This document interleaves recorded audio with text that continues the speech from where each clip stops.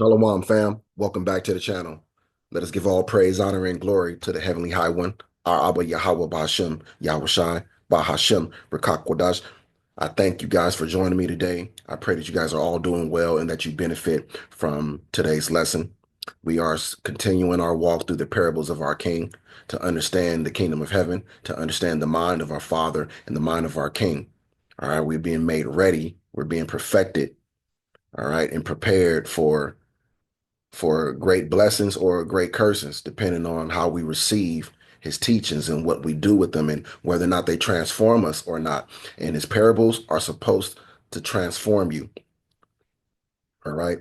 So, with that being said, we are covering today the parable of the workers in the vineyard. Now, this parable is especially significant and and it should get the attention, and it should be a parable that those of us who are workers in the vineyard, that we should be adherent to. We should be, going back to this constantly in order to be reminded of the things that are in this parable. All right. Because we are work as people like me, myself, who we teach the word. We've been gifted with knowledge, wisdom, and understanding, and the spirit of teaching. So this is for us. That makes us workers in the vineyard. All right. What do we need to know about us as workers in the vineyard? This is teaching us something about our conduct and about our own hearts, our own minds, and about the mind of our power and how things are going to be, you know, um, resolved and handled in the end. All right. When it's time for the kingdom. So let's go ahead and get to it. We are in Matthew chapter 20, pardon me. For the kingdom of heaven is like a landowner who went out early in the morning to hire laborers for his vineyard, understanding that the landowner is Yahawashi, who has went out early in the morning to hire laborers for his vineyard. The laborers for his vineyard are the teachers, are his apostles, are his disciples, those who he make teachers, right?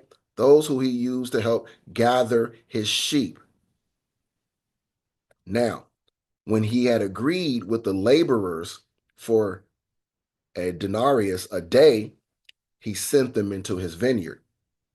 All right, so keep in mind, he went out early in the morning to hire laborers. All right, so this kind of is significant because it's talking about the time in the awakening. All right, this is the awakening. During the awakening, when he was ready to start the awakening, he went out early in the morning to hire laborers for his vineyard. All right, for his awakening, for his season and his job of awakening his sheep. All right, and when he had agreed with the laborers, the first that he awakened so that he can use them to help awaken his people, he agreed with them for a denarius a day and sent them into his vineyard, got them to work. And he went out about the third hour and saw others standing idle in the marketplace. So then he went out again and he gathered more laborers after the first group. And he said unto them, you also go into the vineyard. Pardon me. You also go into the vineyard, and whatever is right, I will give you. So they went. So remember, the first group, he agreed with them on a price. But the second, he didn't say what the price was. He just says, whatever is right, I will give you. So they went. Again, he went out about the sixth and ninth hour and did likewise. Went out two more times, did the same thing. And about the 11th hour, he went out and found others standing idle and said unto them, why have you been standing here idle all day? So all the way up until the 11th hour, he was still gathering laborers into his vineyard. This is who many of these guys from these camps will call Johnny come latelys, who they try to disparage and disrespect by referring to the fact that their elders and apostles, they were the first to come into the vineyard. They were the first laborers, as if that makes them special, as if that means that they have a greater reward coming. And they talked down on those laborers who came in at the 11th hour. All right. Call them Johnny come latelys. Even those who come in at the 6th and 9th hour, they call Johnny come latelys. Anybody who wasn't part of the initial group of laborers, they call Johnny come latelys, and they act as if, you are some kind of, you are subpar and you are not on level or, equal to, you're somehow less than those who came in before you. That's their belief. But this parable is teaching us the truth.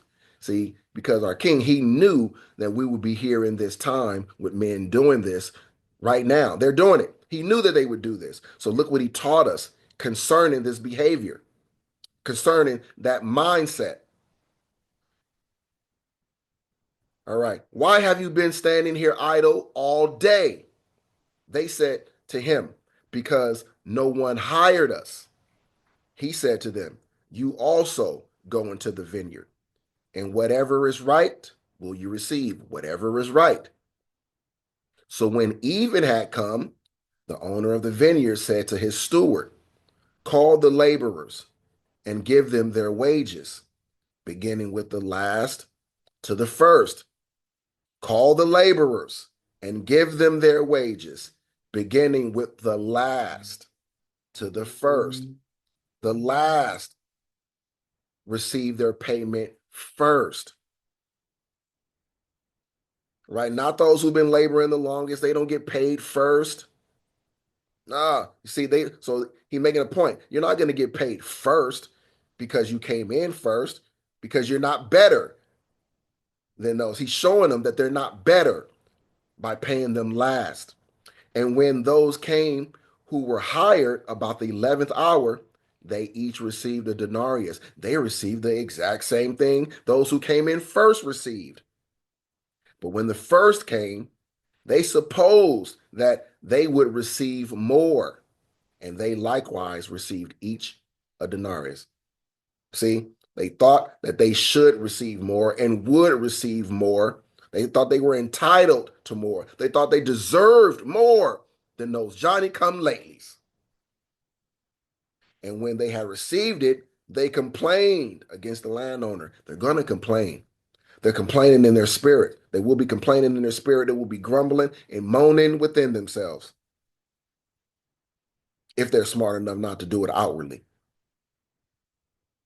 And when they had received it, they complained against the landowner, saying, these last men have worked only 1 hour, and you made them equal to us, who have borne the burden and the heat of the day. But he answered one of them and said, no, they're not equal to you. No, that's not what he said.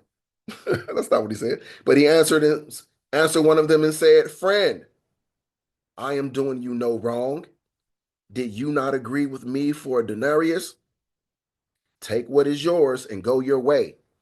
I wish to give to this last man the same as to you. Is it not lawful for me to do what I wish with my own things? Or is your eye evil because I am good? So the last will be first, and the first last. For many are called, but few chosen. So you see, brethren, stop all that Johnny come lately talk. My man, my man, my man, my man, my man. That kind of thing that you do with your apostles. My apostles, my apostles, my apostles. My elders, my elders, my elders, my elders, my elders. We're the best. We're the best. Right? Stop it. The Most High is no respecter of persons. He does not view your apostles or your elders as being above any of the rest of us who came later. They will not receive a greater reward. They will not receive more. They will not receive theirs first. They have no preeminence over the rest of us. That is just not the mind of our power. That is the mind of carnal men. You need to get it together. Your mind should reflect the mind of our King if you are his disciples. A man's wife, her her mind should be patterned after her husband's. She shouldn't be self-willed. If you believe yourself to be of the bride of Hamashiach, your mind should match his. You should not be self-willed. You should say the things that he say. Do the things that he do. He do. That he does. That he did. Believe what he believes. Feel how he feels. Understand what he understands, because if you are his bride, he will make sure that you understand. He will make sure that you and him are on the same page so that you can be one. A man and his wife are supposed to be one. He wants us to be one with him and the Father the way he and the Father are one. That's the goal. But in order to do that, you got to read, you got to study, you got to go in the red letter. That's where you're going to find out his mind.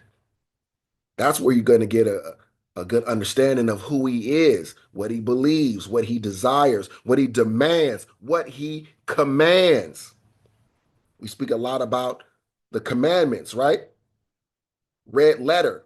Whenever we are given instruction in red letter, when he says do this or don't do that, that's a commandment. So don't just think of the commandment as the 10 commandments.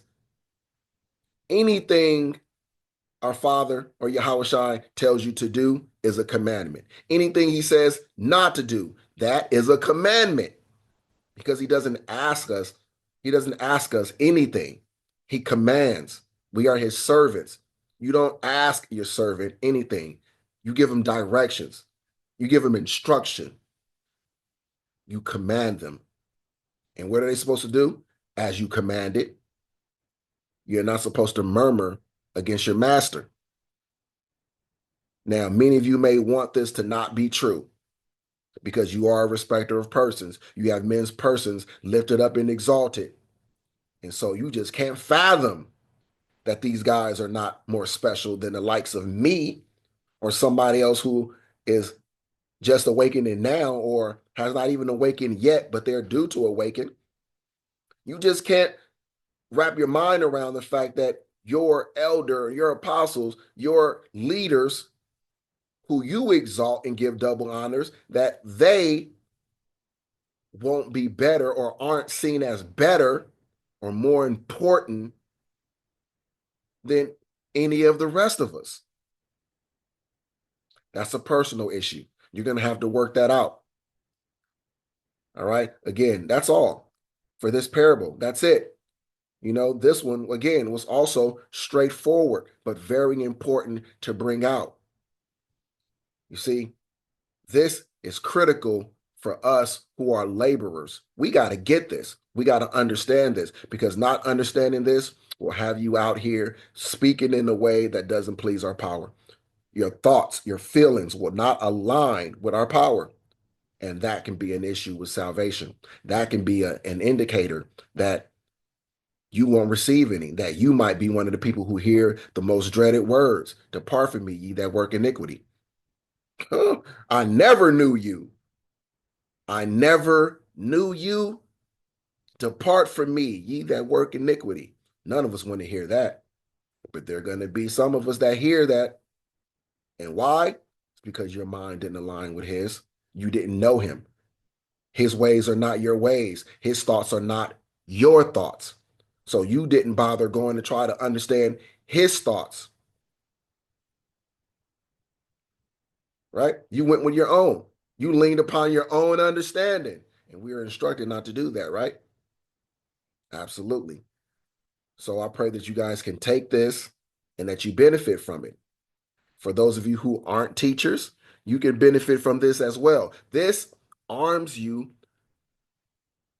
for discernment. How do I be able to tell a teacher who is approved of the Most High? How do I know whether or not I should listen to this person or not? Is this person a false shepherd? You know what I'm saying? Who's going to lead me to destruction? Is this person a shepherd of the highest or one of Satan's shepherds? Well, wisdom is what strengthens your discernment. So I pray that you guys are all strengthened and increased in wisdom today, in knowledge and in understanding. Pray that the Most High waters the seeds that were planted here today, and that they increase and they profit you. And if they have, don't hide it, divide it. Be a blessing to somebody else. Share the message. All praise, honor, and glory to our Father Yahawah, in the name of our King, Hamashiach Yahawashi. Always giving thanks for the Holy Spirit and the gifts of the Holy Spirit. Yahawah willing, I will see you guys on the next one. Each one, reach one. Shalom.